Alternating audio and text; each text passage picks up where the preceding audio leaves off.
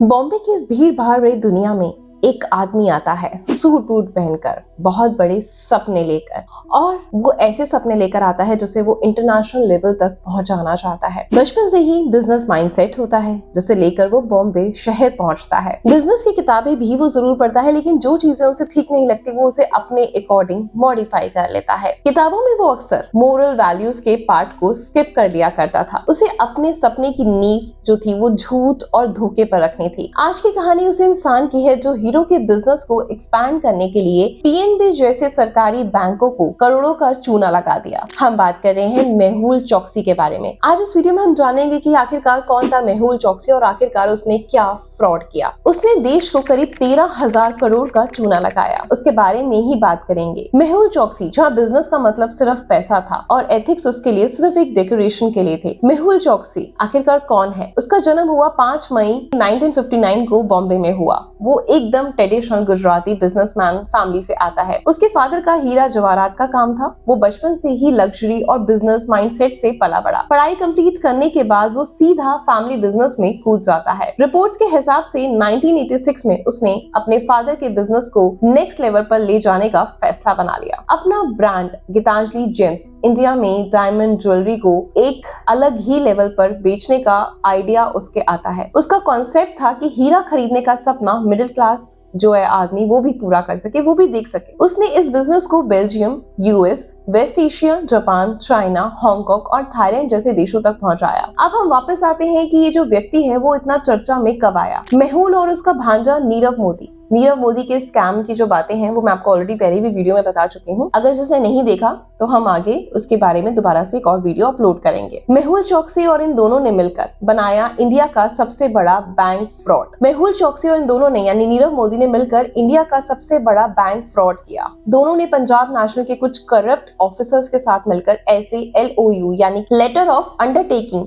Issue करवाए जिसके बारे में किसी को नहीं पता था। ये होता क्या है उसको सबसे पहले समझ लेते हैं। तो कोई भी इंसान जो बिजनेस करना चाहता है उसे बिजनेस के लिए पैसों की जरूरत होती है, तो वो बैंक के पास जाता है, बैंक से लोन लेता है। लेकिन लोन लेने के लिए आपको गारंटी देने की जरूरत पड़ती है, यानी कुछ ना कुछ गारंटी रखनी पड़ती है ताकि आप उसका लोन चुकाएंगे, नहीं तो बैंक उस गारंटी को जो भी आप रख रहे हैं प्रॉपर्टी है कुछ भी उसको जब्त कर लेगा। इन दोनों ने क्या करा, इन्होंने पीएनबी से डायरेक्ट लोन नहीं लिया बल्कि ग्लोबल फाइनेंसिंग इंस्टीट्यूट से पैसे उठाए। किस बात पर उन्होंने पीएनबी से LOU यानी कि लेटर ऑफ अंडरटेकिंग लिया, जो उन्होंने इंटरनेशनल बैंक्स को दिखाए और कहा कि हम इसी LOU के तहत हम जो है पैसे ले रहे हैं। इसका मतलब आसान भाषा में ये हुआ कि जो व्यक्ति पैसे ले रहा है उसके पास अगर लौटाने के पैसे नहीं हुए तो फिर पीएनबी को वो पैसे वापस करने पड़ेंगे। तो इन दोनों ने क्या किया, पीएनबी से फर्जी LOU निकलवा लिए और इंटरनेशनल बैंक को दिखा दिए और इंटरनेशनल बैंक को दिखाकर वो पैसा उठा लिया, जिसमें कई बैंक शामिल थे जैसे कि Allahabad bank, Hong Kong branch union bank of India, Hong Kong branch axis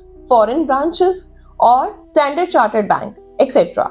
इस केस में जिस तरह से LOU बनाए गए वो तरीका ही गलत था, यानी कि मेहुल चोकसी के अगेंस्ट में positive economic offence FIO act के तहत केस फाइल किया गया। ये पूरा का पूरा जो स्कैम था वो 13,000 करोड़ से भी ज्यादा का था। इस केस में एक और इंटरेस्टिंग बात ये थी, पता है क्या, इन्हें LOU बिना किसी गारंटी के कैसे मिला। मतलब सोचिए कि अगर हम बैंक जाते हैं, बैंक से लोन लेते हैं, तो कोई भी बड़ा अमाउंट जो हम लोन ले रहे हैं उसको लेने के लिए हमें गारंटी देनी पड़ती है, लेकिन इन्होंने हजारों करोड़ का जो LOU लिया वो बिना किसी गारंटी के ले लिया। इसलिए ये बात सामने आई कि मेहुल चौधरी ये अकेले तो कर नहीं सकते। इसी वजह से उसने पीएनबी के कुछ लोगों के साथ मिलकर इस स्कैम को अंजाम दिया। जब पीएनबी के सीनियर ऑफिसर्स को इसके बारे में पता चलता है कि बैंक के करोड़ों के LOU गलत तरीके से दिखाकर इंटरनेशनल बैंक से पैसा उठाया गया है, तब उन्होंने ये शिकायत जो थी वो RBI से की। लेकिन इस स्कैम को बाहर आने में देरी बहुत ज्यादा हो गई थी। ये बात सामने आई 2018 में। तब तक मेहुल चोकसी भारत से भाग चुका था। चोकसी के ऊपर जो था criminal conspiracy, criminal breach of trust, cheating and financially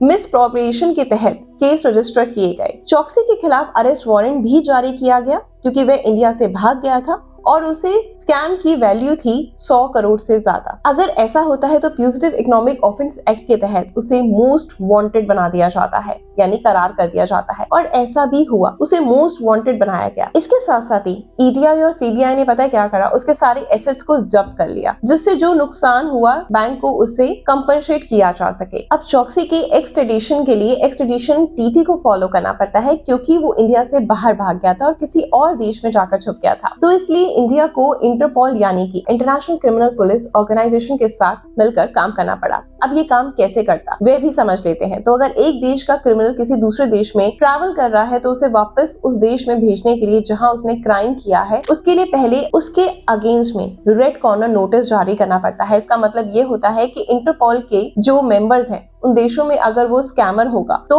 वो उसे वापस उस देश में भेज देंगे जहां उसने वो क्राइम करा है। सीबीआई ने 2018 में उन्होंने इंटरपोल से रिक्वेस्ट करी कि जो चौकसी है मोस्ट वांटेड है तो उसे वापस इंडिया भेजा जाना चाहिए, लेकिन यहाँ मेहुल चौकसी ने भी इंटरपोल को रिक्वेस्ट किया कि उसके अगेंस्ट कॉन्स्पिरेंसी हुई है और जो ये रेड कॉर्नर नोटिस है उसे हटाया जाना चाहिए। और ऐसा हुआ भी। 2023 में क्या हुआ, इंटरपोल ने चौकसी के अगेंस्ट जो रेड कॉर्नर नोटिस जारी हुआ था उसको वापस ले लिया। अब उसे डिपोर्ट नहीं किया जा सकता। रेड कॉर्नर नोटिस के तहत अब वो इन सब से बचने के लिए मेहुल चौकसी जो भी कर सकता था उसने सब कुछ करा। रिपोर्ट्स के हिसाब से उसे 2017 में उसने क्या करा, एंटीगुआ और बारबुडा की सिटीजनशिप ले ली। कैसे? अब आप ये सोच रहे होंगे, दुनिया के ऐसे कई देश हैं जिनकी सिटीजनशिप आप खरीद सकते हैं, जिसे गोल्डन प्रोग्राम या सिटीजनशिप बाय इन्वेस्टमेंट प्रोग्राम भी कहते हैं। अब वापस आते हैं मेहुल चौकसी पर। 2021 में चौकसी ने फिर से चर्चा में क्यों आया, क्योंकि उसके ऊपर आरोप था कि वो एंटीगुआ से गलत तरीके से डोमिनिका जाने की कोशिश कर रहा है। डोमिनिका में ये गलत तरीके से एंटर हुआ, जिसके बाद इसकी अरेस्टिंग भी हुई। इसी बीच सीबीआई की टीम भी डोमिनिका पहुंची और अरेस्ट करने के लिए भारत ने रेड कॉर्नर नोटिस के तहत उसे अरेस्ट करने की पूरी कोशिश करी, लेकिन ये जो था वो सक्सेसफुल नहीं हो पाया। इतना ही नहीं, मेहुल चौकसी ने भारत के खिलाफ एक अलग कंप्लेन कर दी। चौकसी ने कहा कि उसे फंसाया गया है, जिस वजह से रेड कॉर्नर जो नोटिस हुआ है इंटरपोल उसे वापस ले ले। इंटरपोल ने उसके बाद अपना डिसीजन जो था वो बदल लिया। उसके बाद 14 अप्रैल 2025 को अब एक बार फिर से खबर आई कि मेहुल चौकसी को बेल्जियम में अरेस्ट कर लिया गया है। ये कार्रवाई जो हुई थी ना, ये भारत की जांच एजेंसियों द्वारा भेजे गए एक्स्ट्रा रिक्वेस्ट के बाद की गई थी। एक रिपोर्ट के हिसाब से चौकसी अपनी पत्नी प्रीति चौकसी के साथ इस समय बेल्जियम में रह रहा था। उन्होंने इस देश का जो था एक रेजिडेंसी कार्ड हासिल कर लिया था। इस मामले में बेल्जियम जो सरकार है उनका ये कहना है कि वो इस मामले को गंभीरता से लेगी और भारत सरकार जल्द से जल्द उसे वापस इंडिया लाना चाहेगी। लेकिन ये अभी इतना आसान नहीं होने वाला, क्योंकि इससे पहले भी मेहुल चौकसी ने हेल्थ कॉन्स्पिरेंसी का